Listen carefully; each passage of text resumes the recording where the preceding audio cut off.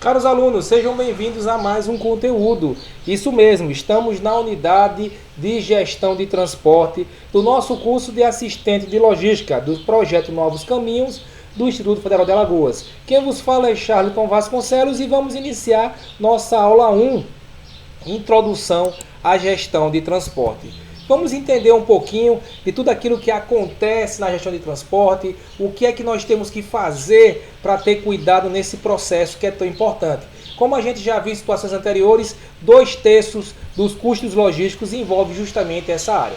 Mas vamos lá, palavrinha do dia. Nossa maior fraqueza é desistir. O caminho mais certo para o sucesso é sempre tentar apenas uma vez mais. Então vamos tentar mais uma vez, vamos desenvolver mais uma vez de novos conhecimentos na nossa unidade curricular de gestão de transporte.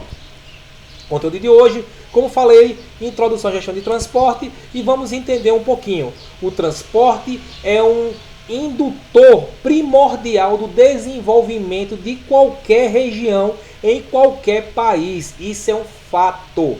Não existe a possibilidade de desenvolvimento de uma região ou um país sem um sistema de transporte eficiente.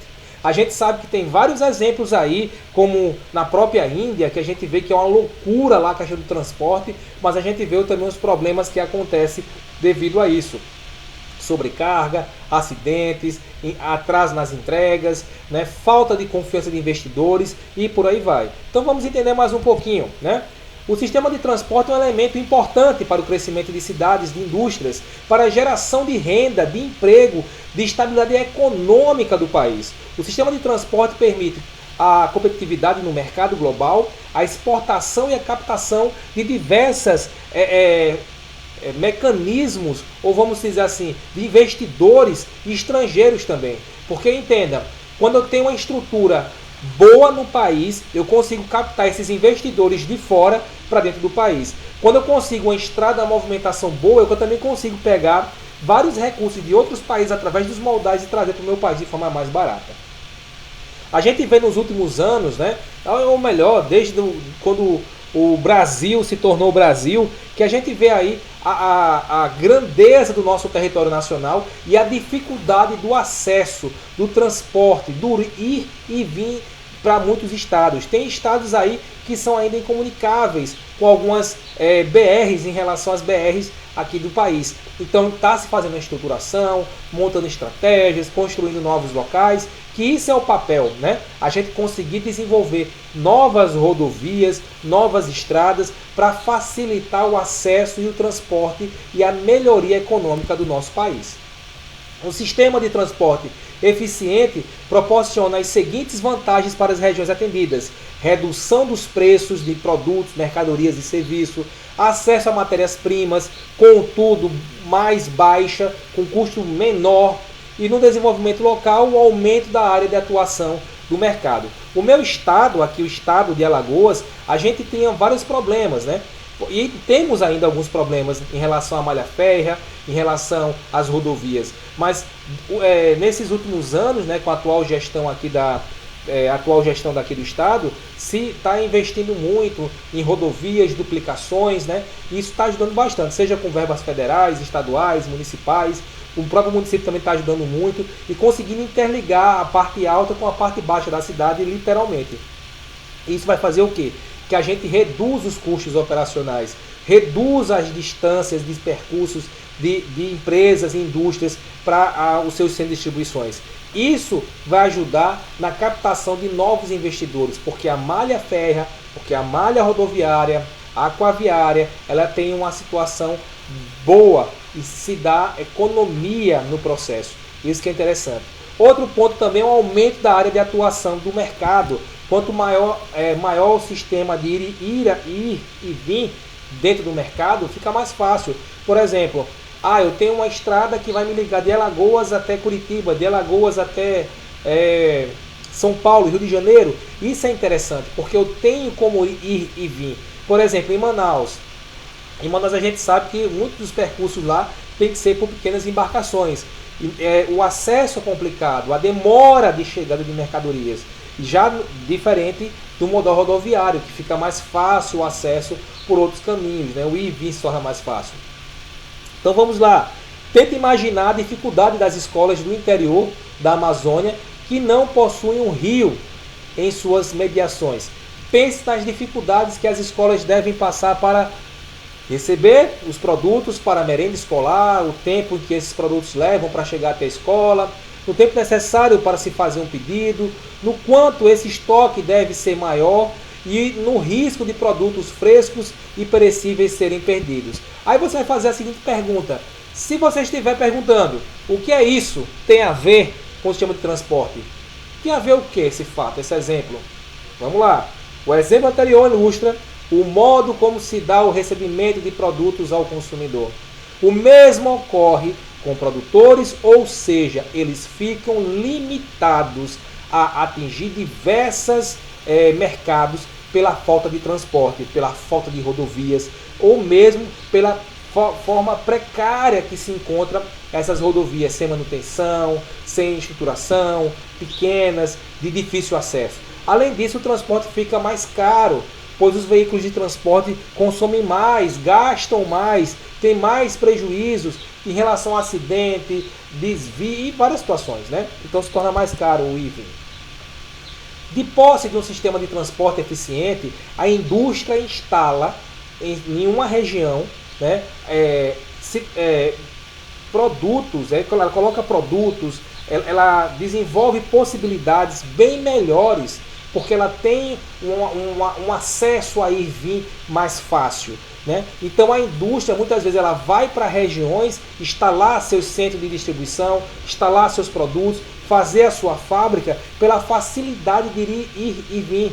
E muitas vezes os seus produtos chegam até os clientes. Por quê? Porque ficam mais baratos devido aos custos serem menores. Então as distâncias elas interferem diretamente no custo, ou melhor, no valor desses produtos para o meu cliente. Então vamos lá, o custo aceitáveis, permitindo assim que ela possa disputar novos mercados, aumentando a sua carreira, a sua carteira de clientes, né? E estimulando o seu desenvolvimento e a sua melhoria para competir diretamente ao mercado de forma mais eficiente. Porque quanto menor o preço do produto, melhor vai ser o acesso dele no mercado. Isso aí é claro. Mas claro, eu não vou deixar um produto inferior. Eu vou diminuir os custos operacionais para ajudar e facilitar na hora de uma venda.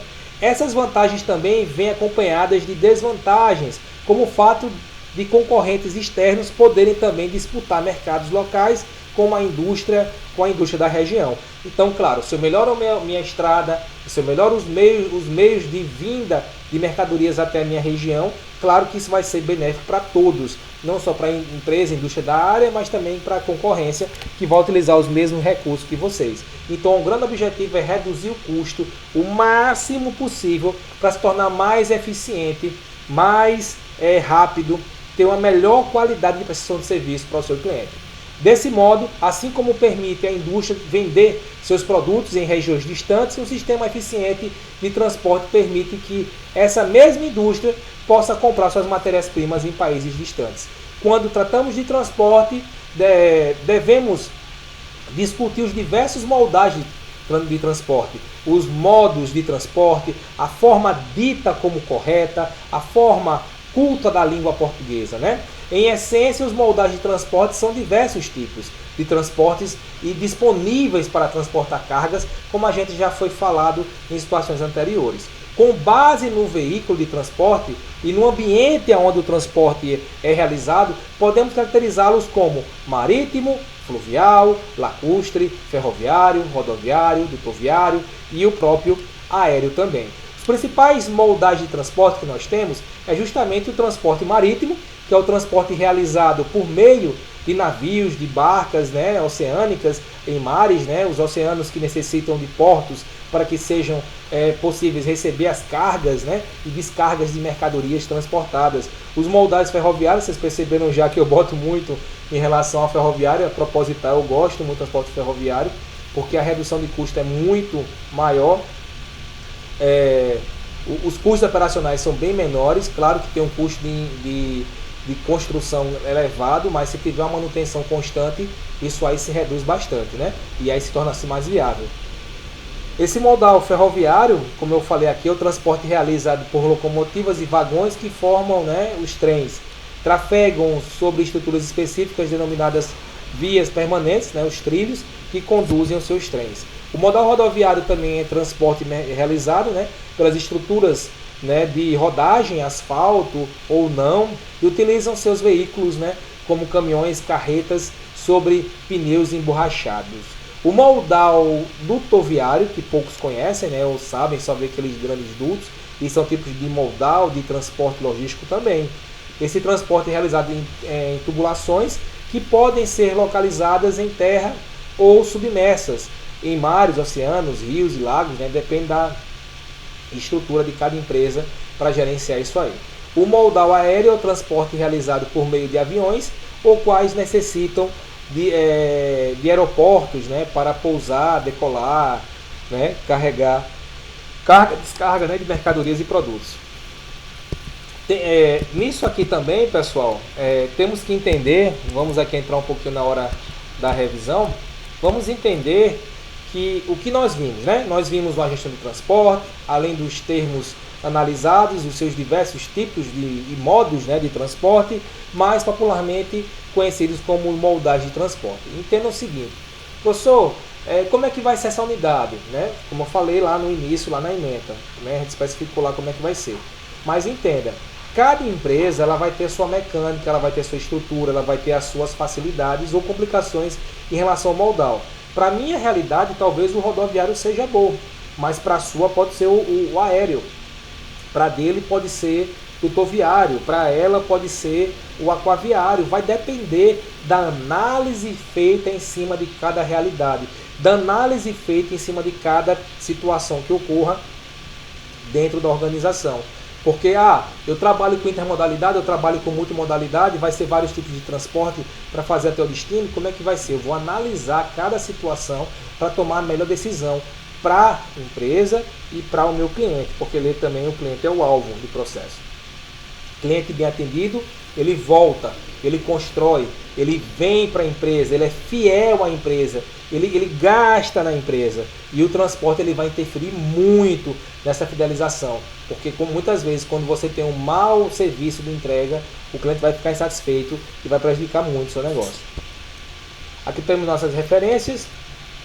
Pessoal, muito obrigado pelo conteúdo de hoje, foi bem rapidinho, mas é um conteúdo que vai nos ajudar muito a abrir a mente para outras possibilidades mais na frente. Um bom início de semana e vamos lá, vamos correr, que temos muita atividade para ser desenvolvida e contamos com a sua participação e com o seu desenvolvimento. Até mais, até o próximo conteúdo. Meu nome é Charlton Vasconcelos.